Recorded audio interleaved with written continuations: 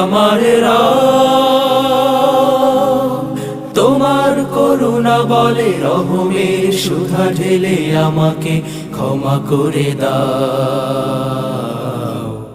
মাফ করে দাও, মাফ করে দাও, মাফ করে দাও, মাফ করে দাও। প্রতিদিন প্রতিক্ষণ তোমার অবাধ্য হই আমি, জেনে বুঝে না বুঝে, তবুও তোমার রহম করমে লালন পালন করো আমাকে।